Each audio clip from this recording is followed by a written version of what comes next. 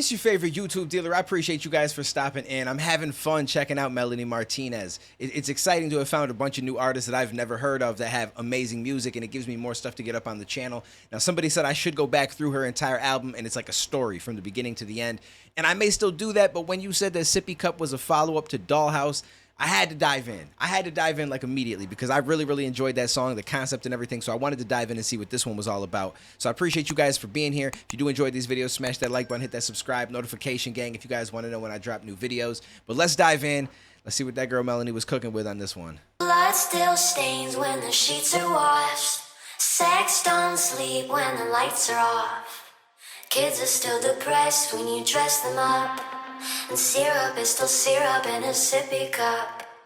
He's still dead when you're done with the bottle. Of course it's a corpse that you keep in the cradle. Kids are still depressed when you dress them up. Syrup is still syrup in a sippy cup.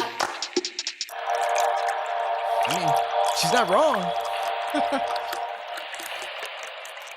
Blood money. How do you afford this ring that I love, honey? Just another shift at the drug company.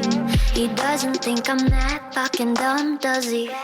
It doesn't matter what you pull up to your home. We know what goes on inside. You call that ass your own. We call that silicone, silly girl. We're silly boys. Blood still stains when the sheets are washed. Sex don't sleep when the lights are off. Kids are still depressed when you dress them up. And syrup is still syrup in a sippy cup. He's still dead when you're done with the bottle. Of course it's a corpse that you keep in the cradle. Kids are still depressed when you dress them up. Syrup is still syrup in a sippy cup. Okay, I do like this song already so far. I like it. It's just one of those, like, you can't mask stuff. The realest thing was the kids are still depressed when you dress them up. You can't just dress up life. You can't, you know what I'm saying? Like, I mean, you can, don't get me wrong. You can do whatever you want to do in life, but it's only going to get you so far. Syrup is still syrup in the sippy cup. It don't matter what you do to try to pretend something. If it is what it is, that's what it is. If you're a certain way, you can't just keep going out and, oh, I'm going to put on a smile. It doesn't change the fact that deep down, something else is going on. That literally goes for like everything in life. She makes a lot of real music. And I like that it's so simply titled Sippy Cup. Syrup is still syrup in a sippy cup. It's just but it has such a deeper meaning than just the basis of it. But okay, I like this. This girl is really dope. She's creative. I like her. Sippy cup in a sippy cup, sippy cup in a sippy cup, in a sippy cup, in a sippy cup, in a sippy cup. Pill diet. If they give you a new pill, then you will buy it. If they say to kill yourself, then you will try it.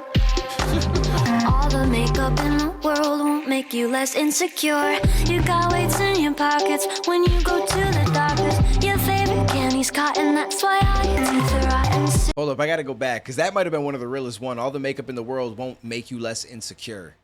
Like, you can dress yourself up, do all this stuff, and be like, all right, wow, I look, but deep down, that insecurity is still there. You've got to find a way to be comfortable with yourself and who you are. And if you just enjoy doing some makeup and stuff, that's different. But if you're using it because of insecurities and you're trying to hide certain things, it never gets you far. And in my opinion, it just makes that hole deeper and deeper, because you're almost kind of running from the reality of things, and you need to just try to find a way to love yourself. There's so many. That's okay. I really like her. I really like her.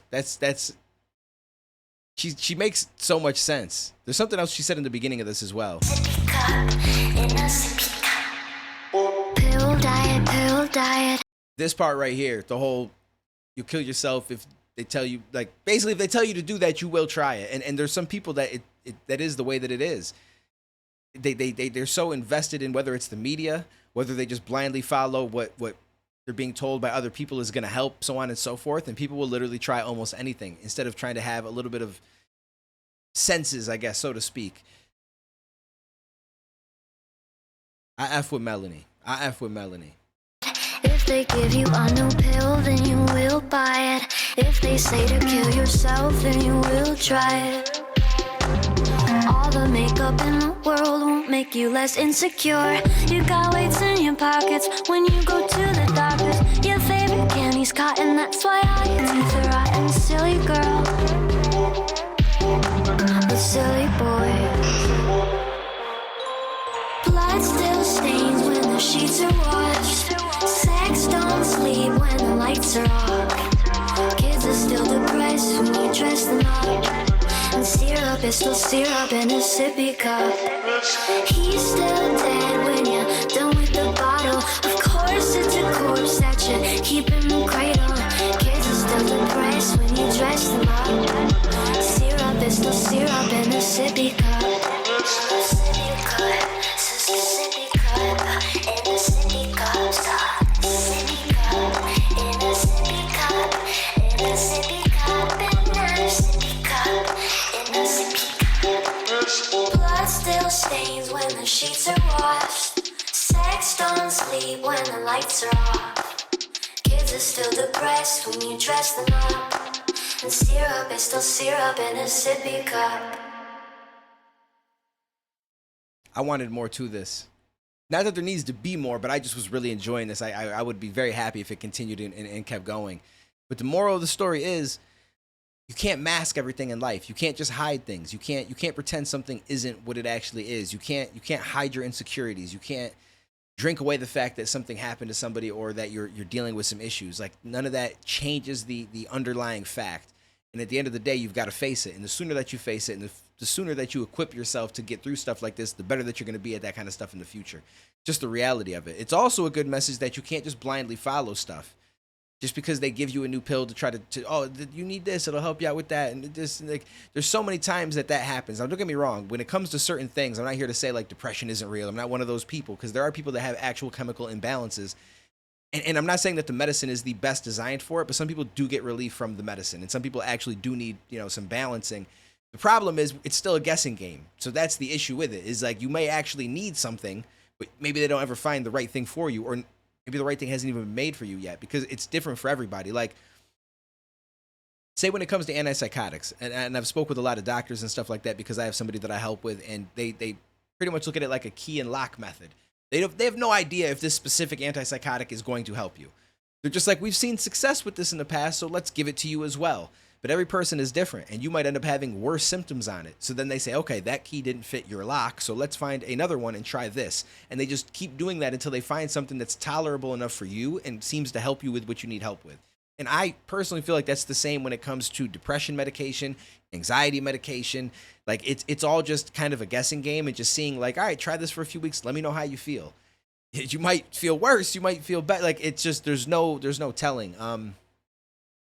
But there are people that are not necessarily in the position that need those things. I would guess that every single person that's on them is very unlikely that we all absolutely need that stuff. Like, back in the day, they tried to prescribe me anxiety medication because I had social anxiety and different stuff. I feel like I deal with a lot of anxiety now, more so health anxiety. My social anxiety is kind of gone because I learned to just not care on my own to an extent, and I just kind of just do me, and I'm happy with that. But when they gave it to me, they're like, it's going to take 2 weeks for this to kick in. It was Prozac. And the first pill that I took felt like I was cured. I was like, oh my God, I feel better already. So I knew right then that it was in my head, that it was a placebo effect, that if I just took the pill that I thought was going to help me, and it's only been the first day and it didn't even get time for the first pill to kick in, let alone the 2 weeks for it to actually take effect, then I knew that it was something I can overcome myself mentally. But at the same time, I still continued to take the medicine because I was like, well, let's see how it works out. Medicine ended up giving me like all sorts of these weird issues and stuff. I quit taking it, and I found it on my own, and it took me years. Like, after I stopped taking it, I didn't get through my social anxiety immediately because I knew that it was something I could do. But years later, I just put myself in positions where I had to be social.